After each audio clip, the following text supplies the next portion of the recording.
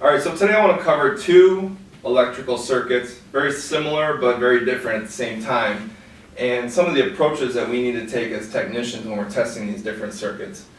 So I'm just going to draw first some basic electrical circuits. So first one I'll do is going to be, battery, and then we'll go to a switch. Just picture this right now as just a basic toggle switch, and I'll go to a resistor, that'll be our load, and then ground at all times. Next up, I'm going to go ahead and draw a very similar circuit, but instead of switch power, we're going to make it a switch ground. So B plus, we're going to go to the resistor, and then we're going to go to a switch, and then ground. So as you can see, they both have power, ground, similar load, but the switch is on the positive side here and the switch is on the negative side here. So now what I'd like to do is I'd like to spend a few minutes going over expected voltage conditions in these circuits. Because when you have a switch power, this wire right here, that's going to be what we call a resistive path to ground with the switch open, or it's going to be voltage with the switch closed.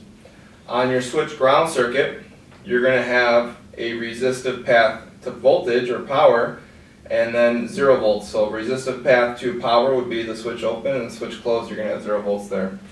So let's go ahead and look at voltage conditions. So green, that's going to be with the switch closed and the circuit is on.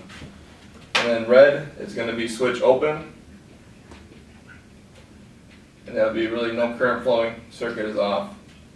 So at this point right here, we're going to have 12 volts all the time, even with current flowing. With the switch open though, we're going to have 0 volts at this point, and then 0 volts on the ground side. On our switch ground circuit, we're going to have 12 volts here, but also after the load, we're going to have that resistive path to power and no current flowing, so we're still going to see 12 volts and then 0 volts on the ground side. Alright, let's take a look with the switch closed.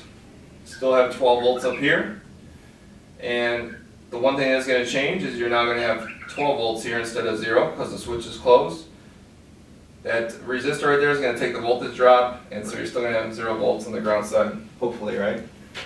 Alright, over here, you're going to have 12 volts on the power side, but what's going to change is you're now going to have 0 volts after the load with the switch closed. You're going to have ground. You still have ground all the time here. So now if we step back and look at these two circuits, at the end of the day, they still have same resistor. If you look, they have power up here, ground down here. The difference in terms of voltage changes happen between the switch and the load. So one of the things that we can, think to our head as technicians when we're looking at modulated circuits is if we want to see a change either with our meter or an oscilloscope, we would want to go in between the switch and the load with our positive lead. Now, just to, switch to electronics world, stuff we're actually going to see on a wiring diagram, I'll kind of draw something you'd probably see on a, more like on a diagram here.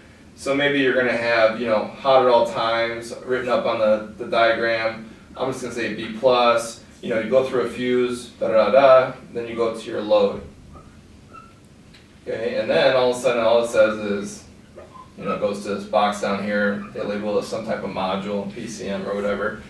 And so you're like, well, this isn't how Matt taught us. He showed us switches and switch power, switch ground. So we have to go back to some of our basic electrical principles here when we're looking at a wiring diagram and looking at a circuit. So something, let's just say there's a fuel injector, ignition coil, whatever else. Any load on a car, any load in electrical circuits, they need to have power and ground to work. So here, you got the power, it's labeled for us. A lot of times they'll say, hey, this is fused, hot at all times, whatever else.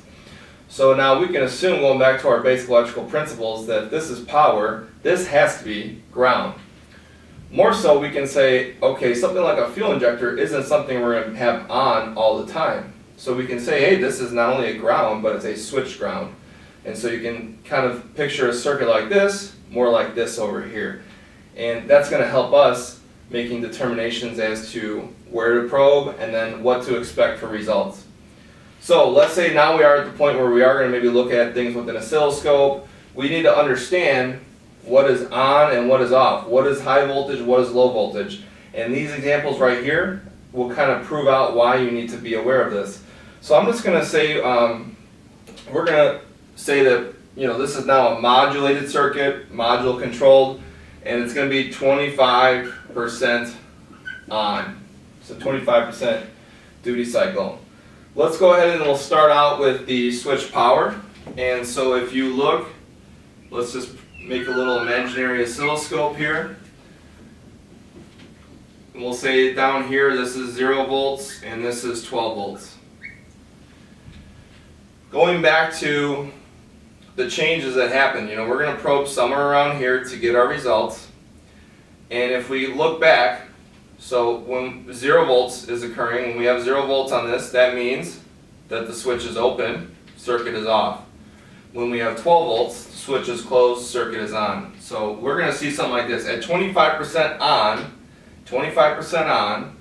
we're going to see something that looks like this.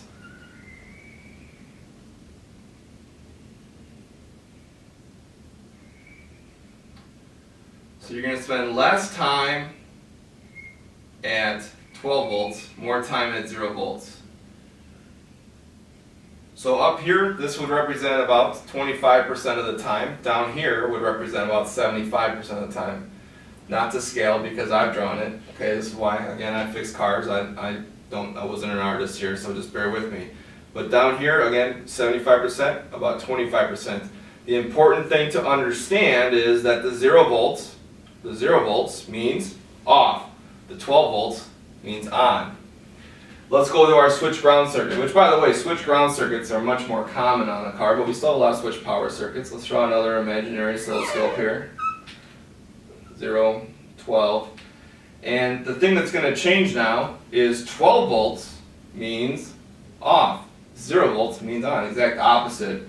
So when you have a switched ground circuit, you're going to spend a lot more time at 12 volts on this 25% on and less time at 0.